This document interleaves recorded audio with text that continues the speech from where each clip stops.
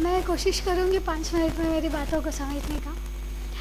तो मॉरिशस के गिरमिटिया साहित्य के पुरोधा माने जाने वाले अभिमन्यु अनंत जी का प्रसिद्ध उपन्यास है लाल पसीना।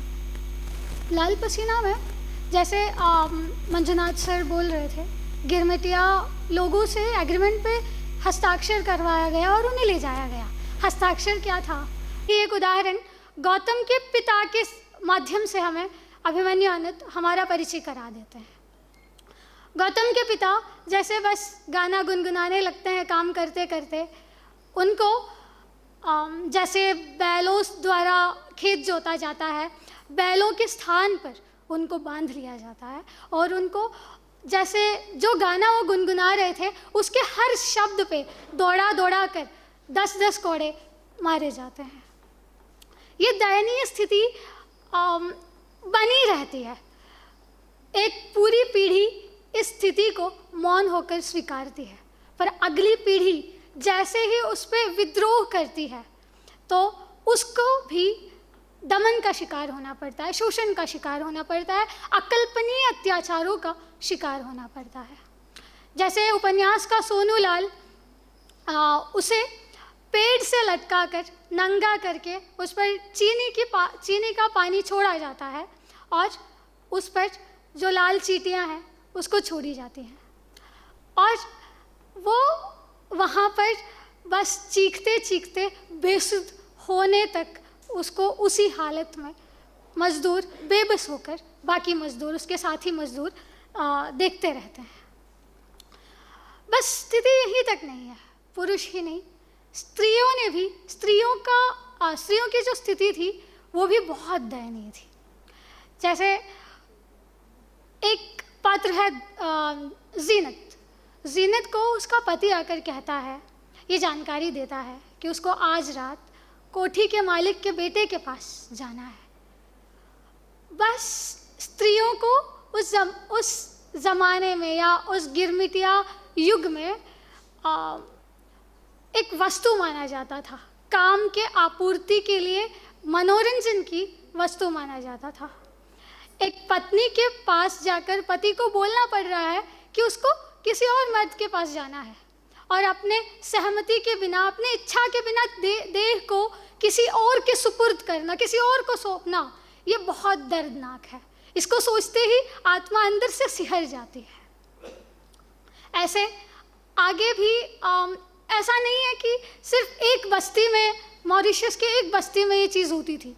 गिरमिटियाओं के कई बस्तियाँ थी और उनमें कुछ बस्तियों में ऐसा होता था, रोज़ एक लड़की को या एक युवती को बोला जाता था कि आज तुम्हें इस मालिक के पास जाना है। और इसी नाम पर बहुत आत्महत्याएं भी वहाँ होती थी, क्योंकि इंसान बेबस हो जाता है। वो लड़कियाँ जाने से इनकार नहीं कर सकती थी, उनके पिता, उनके पति या उनके भाई उनको जाने से रोक नहीं पाते थे। स्त्रियों की दशा इतनी दयनीय थी। किसी का तो ऐसा होता था कि लोगों के सामने ही उसके जो कपड़े हैं उसको फाड़ दिए जाते थे।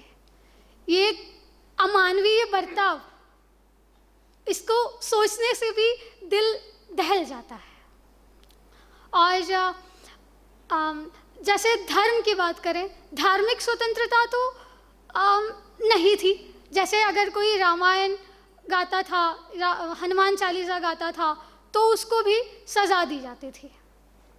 ऐसा नहीं है कि विद्रोह कभी नहीं हुआ।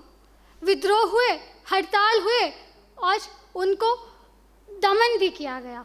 उनको बस ऐसा किया जाता था जैसे कोई मजदूरों का नेता होता था, तो अगर वो रिवोल्ट कर रहा है और रेबेलियस हो रहा है, वो नेतृत्व कर रहा है किसी हड़ताल का या विद्रोह का, तो या तो उसे झूठे केस में फंसाकर जेल में डाला जाता था, या उसे मार दिया जाता था, या उनको कोई और ओहदा दिया जाता था, जैसे सरदार की ओहदा हुआ, या उनके वेतन में वृद्धि की जाती थी ताकि वो लोग भी मालिकों के साथ जुड़ जाए।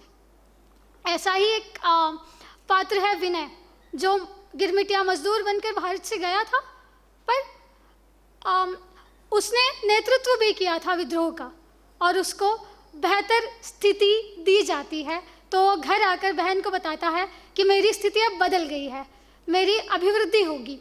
तो बहन पूछती है तो बाकी मजदूरों के लिए भी तो कुछ अच्छा हुआ होगा।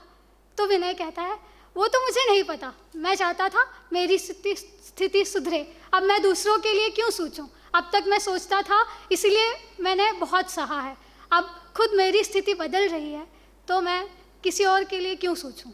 और ये भारतीय, गिरमिटिया भारतीय जैसे सरदार बनते थे या उनको कोई और ओहदा मिलता था या धन मिलता था, ज़मीन मिलती थी, जायदाद मिलता था, वो लोग भी गिरमिटिया मजदूरों को उसी तरह सताते थे। आगे अगर बात की जाए तो कानून जिसको माना जाता है कि एक अच्छा समाज जो है वो अच्छे कानून के वजह से ही टिक सकता है या बन सकता है। पर यहाँ जब मदन की आँखें वहाँ के सरदारों द्वारा, मालिकों द्वारा फोड़ी गई, तब जब उनके दोस्त जाकर उन्होंने जब थाने में इसकी जानकारी दी, इस पर कार्रवाई करने की बात की, तो थानेदार पूछता है कि आप लोग वहाँ थे जब ये हुआ? नहीं थे ना।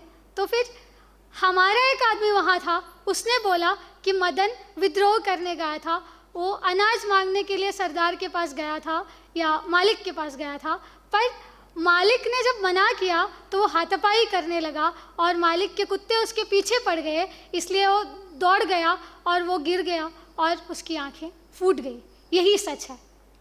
तो कानून उनका साथ नहीं देता था, परिवेश उनका साथ नहीं देता था, कभी कभी पर्यावरण ने भी उनका साथ नहीं दिया। बहुत बार मूसलाधार बारिश हुई या चक्रवात आए, पर लोग जीते रहे, अपने स्थिति को स्वीकार करते हुए, एक बदलाव की आशा लेते हुए जीते रहे बस। तो एक वास्तव में कहा जाए तो अभिमन्यु अनंत की ये जो उपन्यास है वो संघर्ष का उपन्यास है। शायद वक्त के प्रवाह के साथ जो चीज़ें या जो वास्तविकता या इतिहास ओझल हो जाता वक्त के साथ, उस ओझल होते हुए सिचुएशन को या उस ओझल होने की जो संभावनाएं थी उसको हटाते हुए गिरमिटिया जीवन को जीवंतता के साथ, वास्तविकता के साथ अभिमन्यु अनंत ने लाल पसीना में उन चीज़ों को या उन बातों को, उन कठिनाइयों को, उन यातनाओं को उकेरा है। बस आखिर में यही कहना चाहूँगी कि ये पढ़कर मुझे यही लगा कि इतिहास को साहित्य के शब्दों से सींचा गया और पाठकों तक उन लोगों की कठिनाइयों को पहुंचाया गया। और मैं ये दावे के साथ कह सकती हूँ कि अगर किसी के अंदर थोड़ी सी भी मानविकता है, मानसिकता है, मनुष्यता है, उस बंदे के आँखों में इसको पढ़कर आंसू पक्का आ जाएंगे, क्योंकि उस संघर्ष की कहानी है, उस वेदना की कहानी है, यातना की कहानी है, बेबसी की कहानी है, जो पूरे एक पीढ़ी ने झेला है।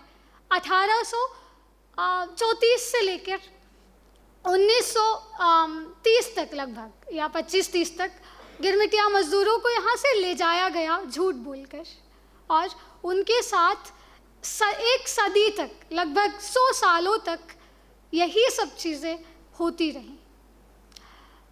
और इसको अनंत जी ने 3 पीढ़ियों के माध्यम से बहुत अच्छे तरीके से उकेरा है।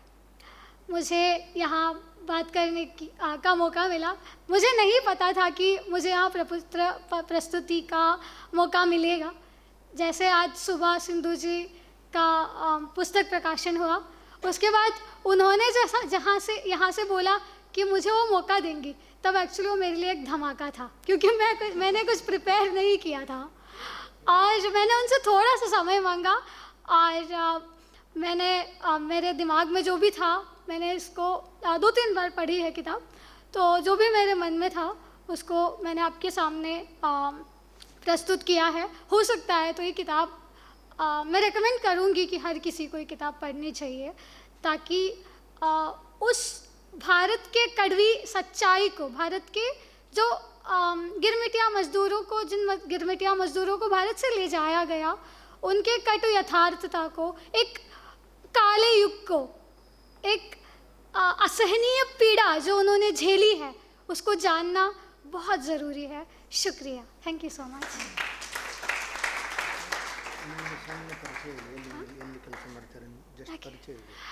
मेरा नाम काव्या है और